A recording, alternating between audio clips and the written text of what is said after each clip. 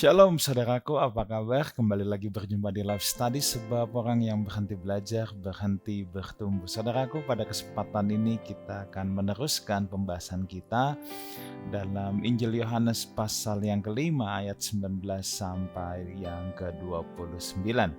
Demikian firman Tuhan, dan sebelum kita mulai, mari kita bersatu di dalam doa. Bapa yang baik, kami bersyukur untuk kasih setia Tuhan. Biar Tuhan yang berbicara kepada kami pribadi lepas pribadi pada kesempatan ini. Dalam nama Tuhan Yesus kami berdoa. Amin. Saudaraku, Injil Yohanes seperti kita ketahui adalah Injil khusus ya, pengajaran bagi murid-muridnya.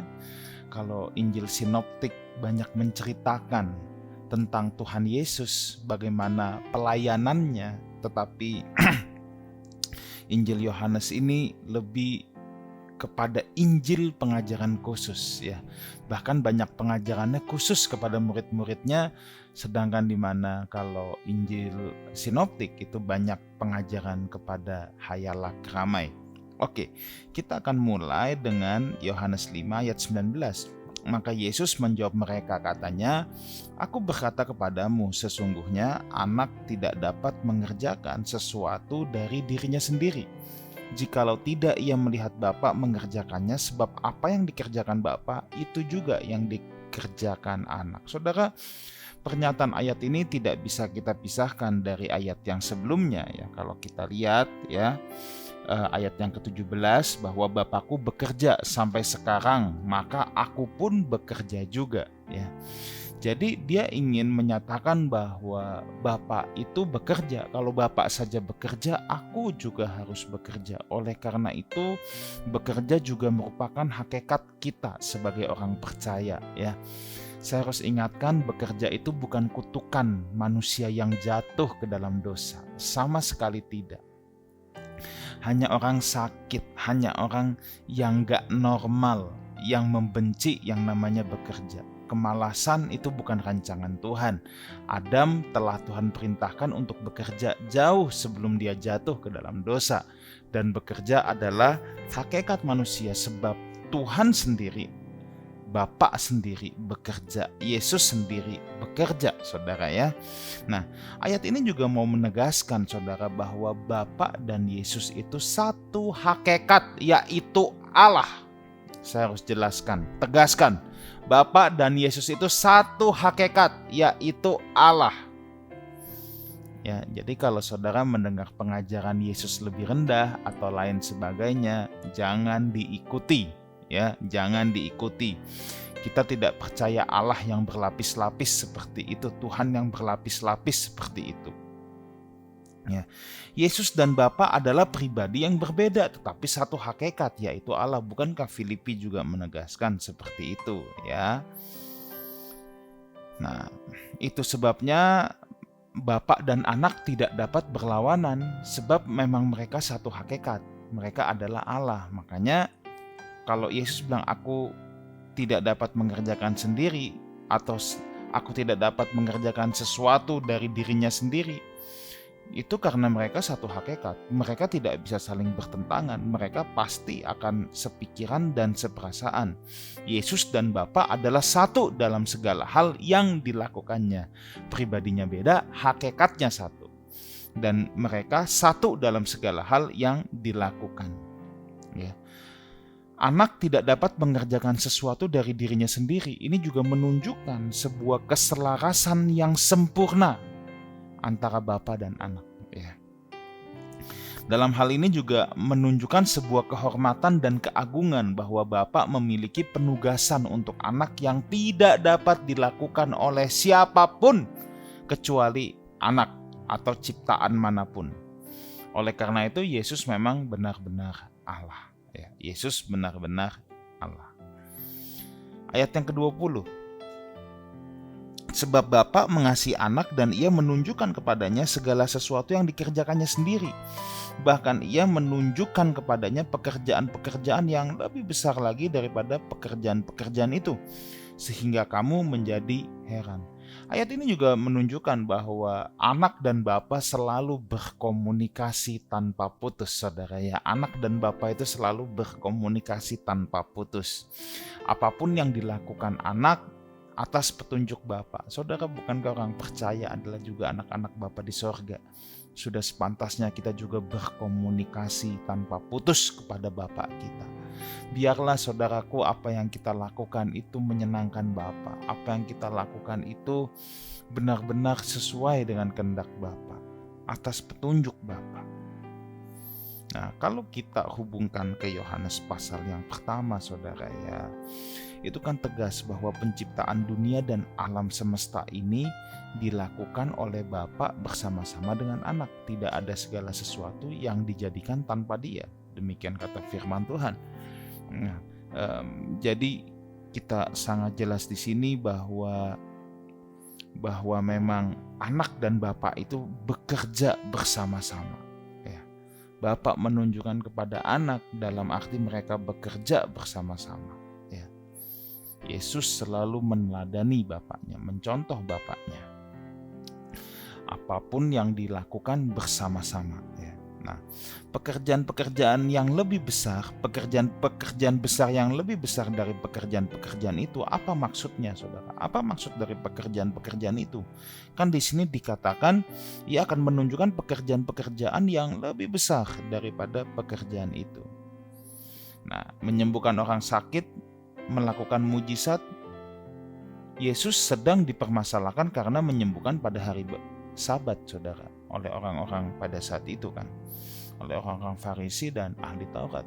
Dan Tuhan sedang berkata, aku akan menunjukkan pekerjaan yang lebih besar daripada sekedar menyembuhkan orang sakit dan melakukan mujizat.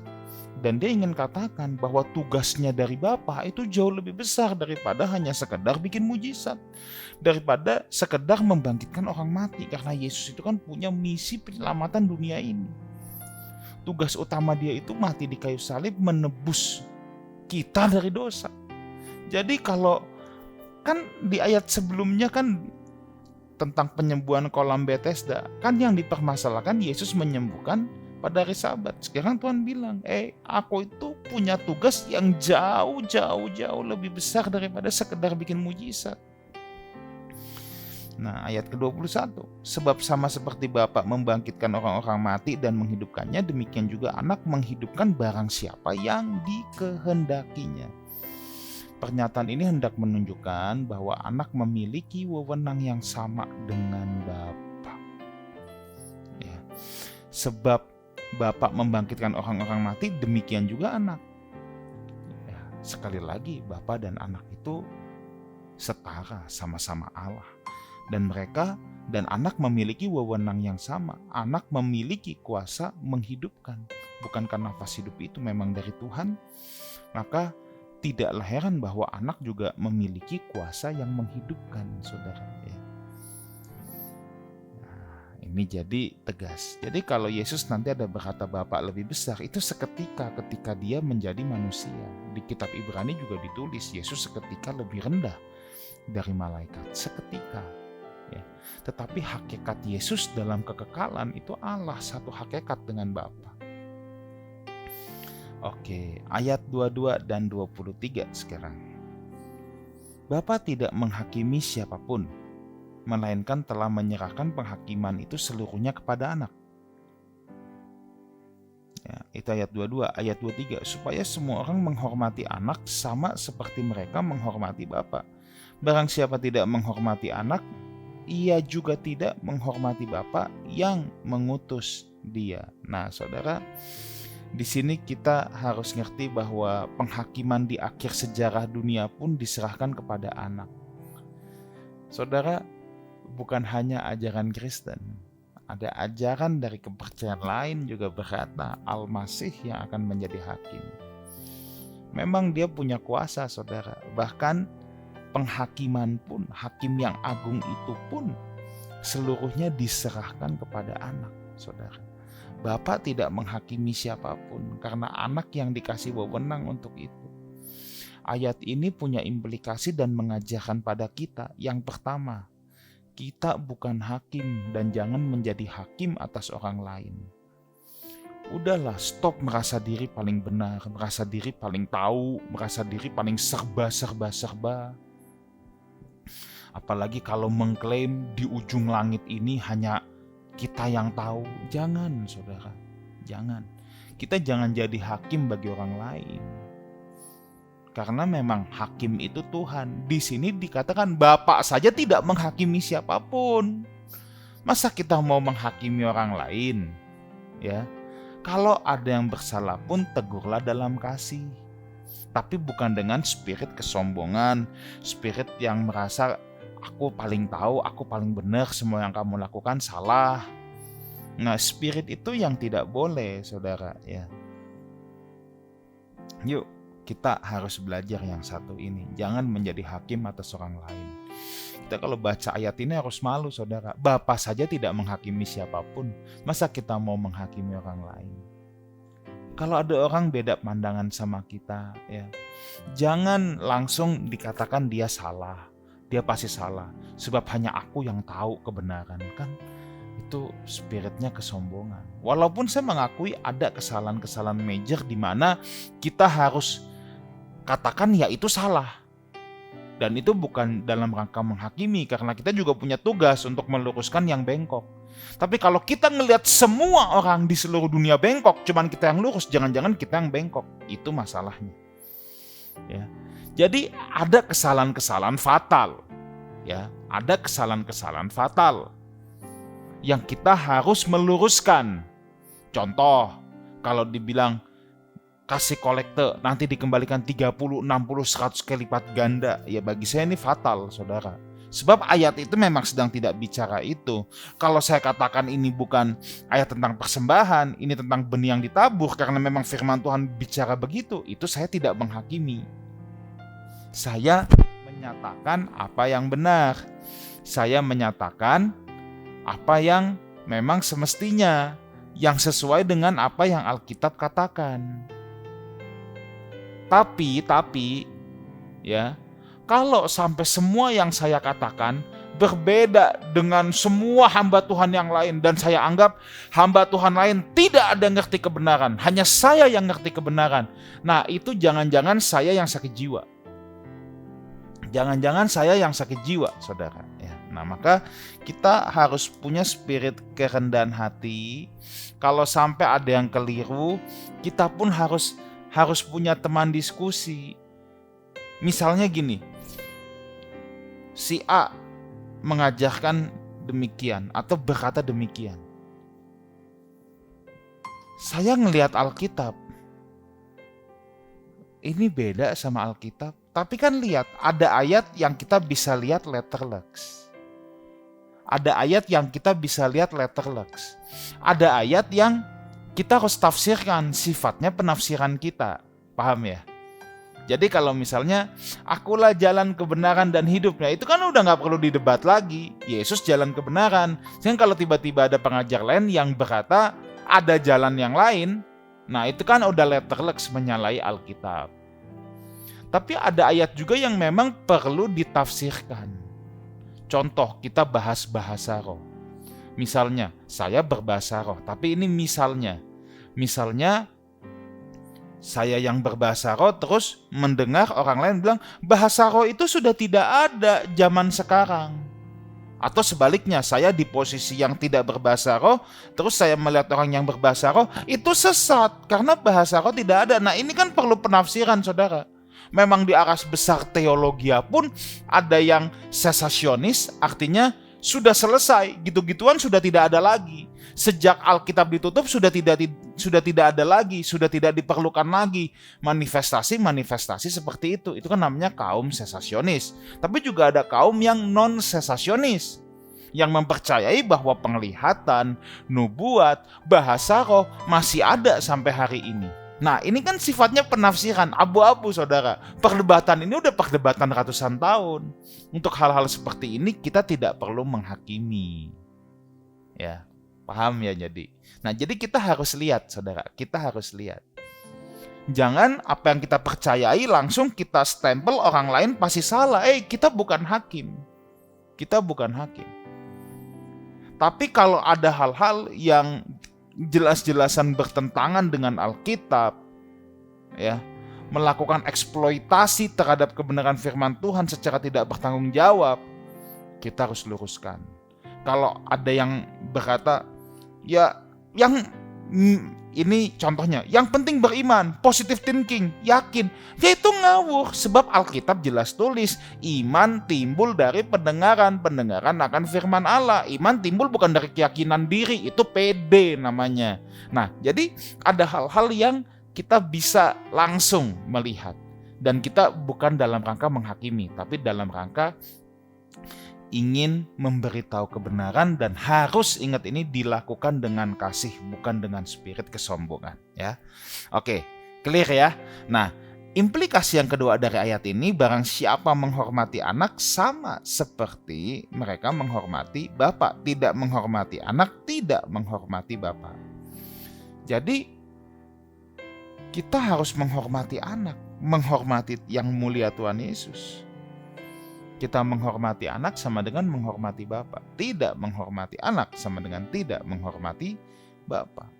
Nah, sesungguhnya barang siapa mendengar perkataanku, ayat yang ke-24, dan percaya kepada Dia yang mengutus aku, ia mempunyai hidup yang kekal dan tidak turut dihukum, sebab ia sudah pindah dari dalam maut ke dalam hidup.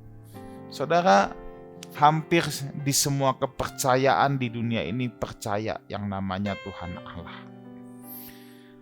Tetapi tidak ada yang mempercayai Allah turun ke dunia, anak Allah turun ke dunia menjadi manusia selain kekristenan. Ya. Jadi semua kepercayaan itu mempercayai adanya Allah.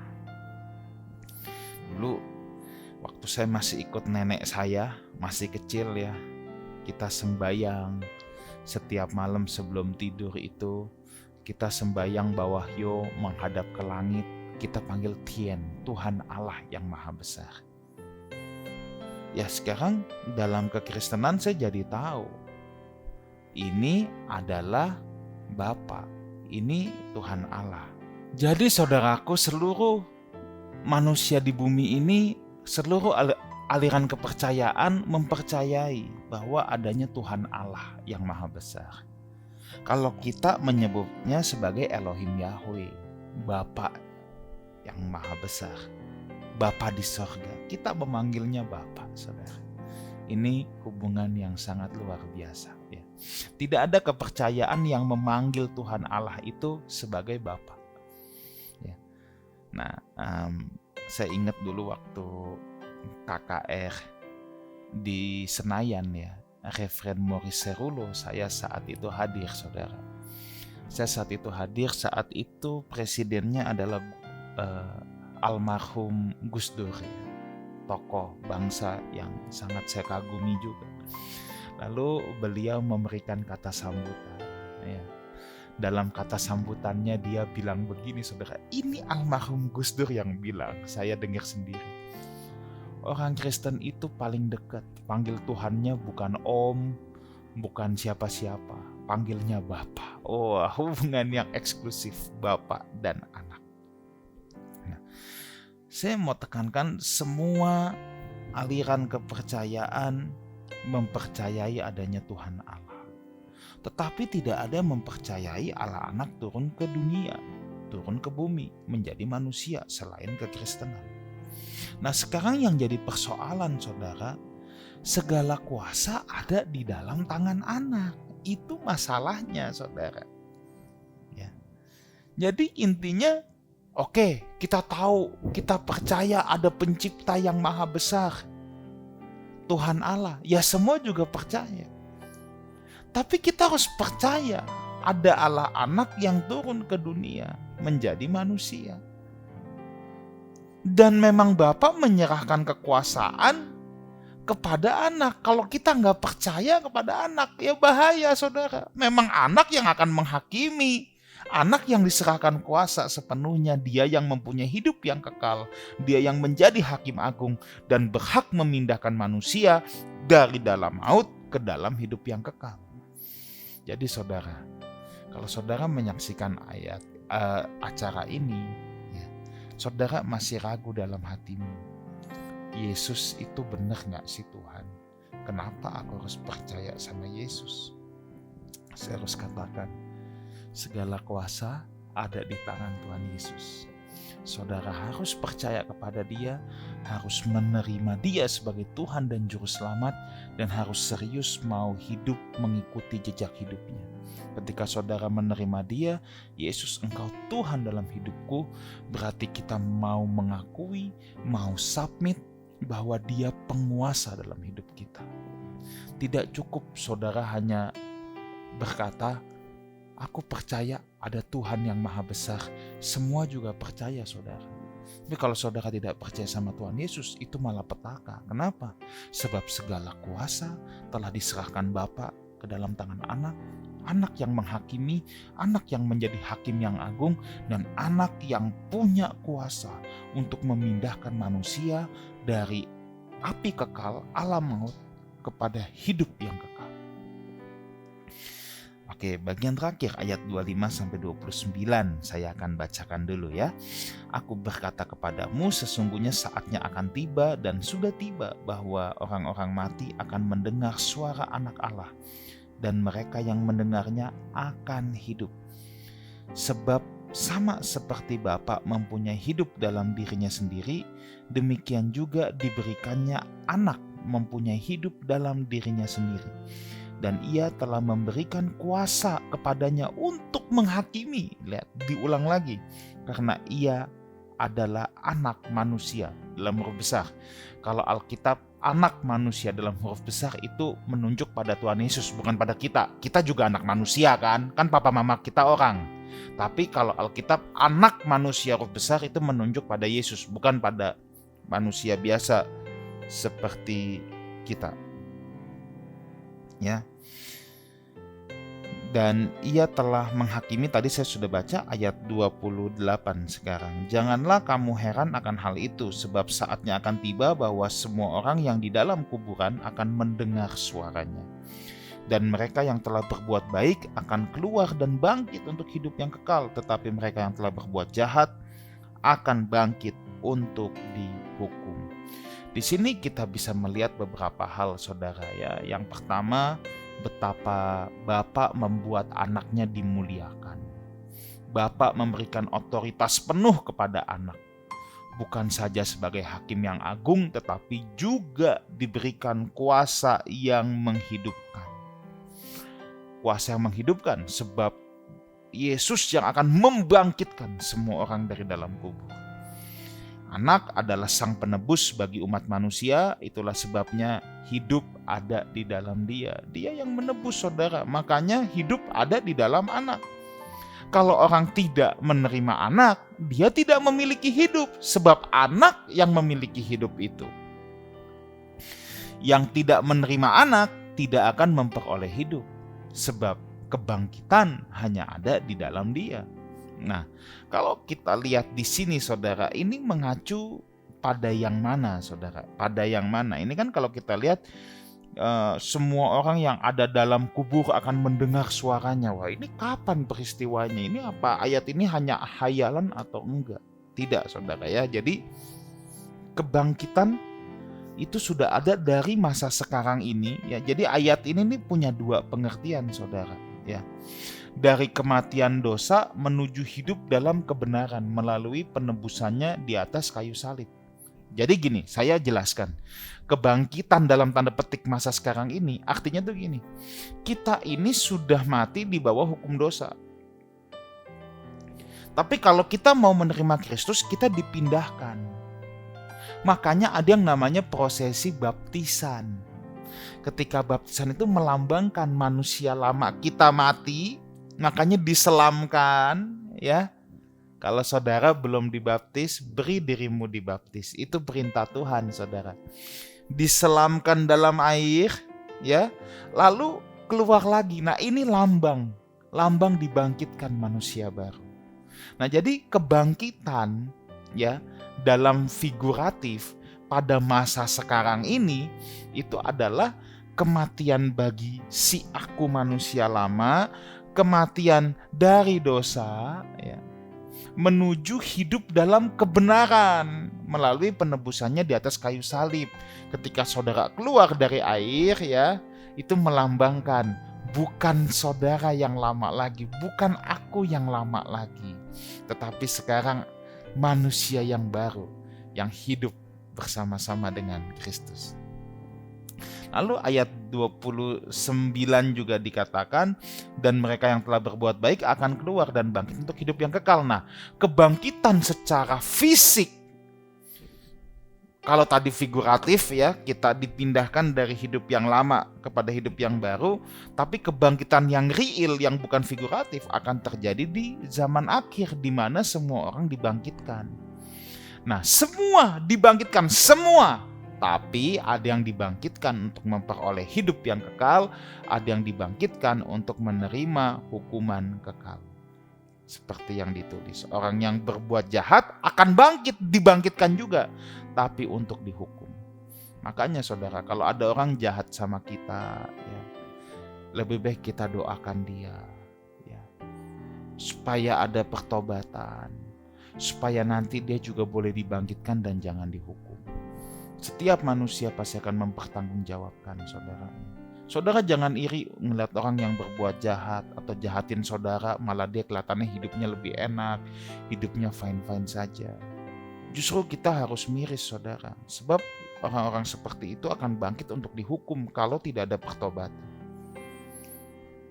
Pertobatan seseorang kepada Allah merupakan kebangkitan dari kematian kepada kehidupan. Jadi ketika seseorang mau bertobat, berbalik kepada Tuhan, nah itu sebenarnya titik di mana dia mengalami kebangkitan dari kematian kepada kehidupan. Orang yang tidak bertobat, tidak menerima Kristus, tidak mengikut Kristus, tidak menjadi murid Kristus, sejatinya ia mati. Walaupun ia hidup bernafas secara jasmani. Kenapa? Karena orang yang tidak menerima Kristus, ia sedang hidup di dalam kesia-siaan. Dia mungkin masih bernafas, masih happy-happy, masih makan, masih jalan-jalan, tetapi sesungguhnya ia mati. Kenapa? Sebab ia hidup dalam kesia-siaan, useless. Tetapi berbahagialah orang yang telah berjumpa dengan Kristus, menerima Kristus. Sebab sekalipun satu saat kita mati secara fisik, tapi kita akan berpindah ke dalam hidup. Daripada kita hidup tidak menerima Kristus, memang kita hidup, tetapi ujungnya kita akan masuk ke dalam hukuman kekal. Itu yang saya sebut, itu mati sekalipun hidup. Tetapi kita yang ada di dalam Tuhan, kita menjalani hidup ini bukan untuk kesia-siaan, kita menjalani hidup ini untuk menjadi pelaksana kehendak Bapa, menggenapi amanat agungnya, rencananya dalam hidup kita. Amin. Mari kita berdoa. Bapa dalam sorga, kami bersyukur untuk kasih setia Tuhan. Tuhan, biar Engkau yang berbicara kepada masing-masing anak-anak-Mu, agar roh hikmat, roh wahyu yang terus memenuhi mereka, memberikan pengertian-pengertian yang baru. Dalam nama Tuhan Yesus kami berdoa. Amin. Saudaraku, sampai jumpa di ibadah Raya hari Minggu jam 10 Life House Community. Ya. Sampai jumpa di sana nanti jam 10 pagi di Wang Plaza lantai 2, Jalan Panjang, Kafling 17, Jakarta Barat. Saya ingin berjumpa dengan setiap saudara. Sampai jumpa dalam live study minggu depan, sebab orang yang berhenti belajar, berhenti bertumbuh.